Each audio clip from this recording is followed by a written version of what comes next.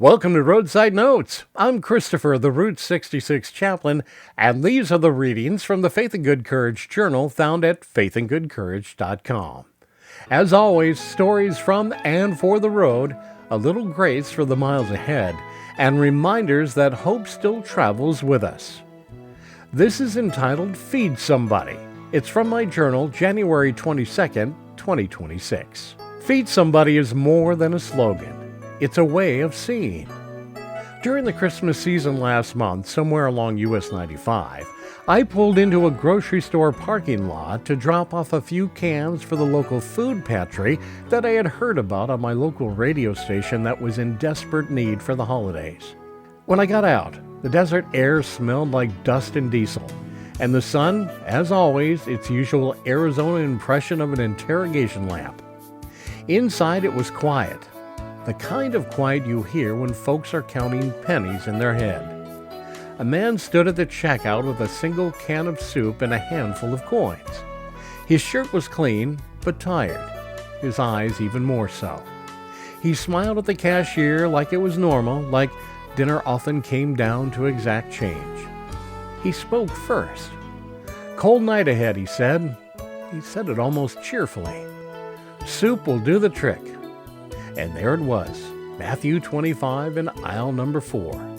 Not a sermon, not a headline, just a man, a can of soup, and the quiet ache of a world that keeps asking us to notice. I bought a few more cans and left them in the donation bin by the door. On the way out, I saw the same man sitting on the curb eating that soup right out of the can. I wanted to say something clever, something comforting, but all I managed to say was, "You okay?" He nodded. "Yeah, just needed to feel full for a minute." That line stayed with me all the way back to Route 66. Full for a minute. We chase big miracles while the small ones sit there, right in front of us, waiting to be handed across the counter. Feeding the hungry is not about saving the world in one giant sweep. It's about refusing to look away, one person at a time. Later that night, I stopped at a diner off the highway. Half-empty coffee pot, half-tuned jukebox. The waitress looked kind of worn down, but smiled anyway. Across the counter was a trucker. He slid his plate aside and asked for a to-go box. Then, quietly walked out, handed the food to someone outside. No speeches, no applause, just a simple exchange of dignity. Watching that, I realized just how ordinary holiness can look when no one's trying to put a brand on it. Maybe this is what Jesus meant. Small kindness multiplied until it fills a nation of empty stomachs and tired hearts. The truth is simple. When Jesus talked about sheep and goats, he was not dividing pews. He was measuring compassion. Maybe the test is not whether we believed enough, but whether we noticed enough. Whether we fed the hungry when we met them in the checkout line, on a cold curb, at the edge of our plans. Feed Somebody is not charity from on high. It is recognition.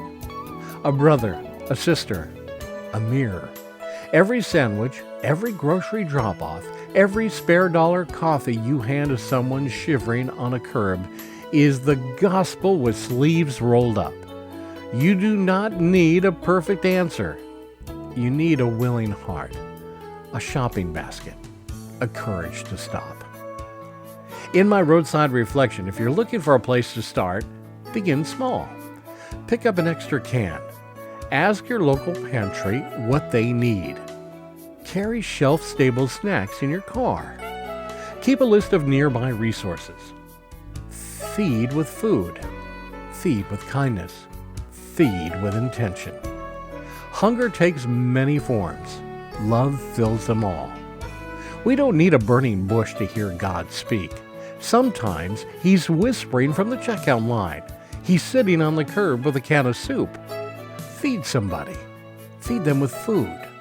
Feed them with kindness. Feed them with attention. Because hunger does take many forms, and love, in all of its ordinary ways, still fills them all. If you need some scripture behind this practice, read Matthew 25:31 through 46.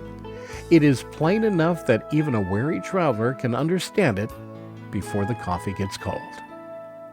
Travel well, my friends. Have faith and good courage.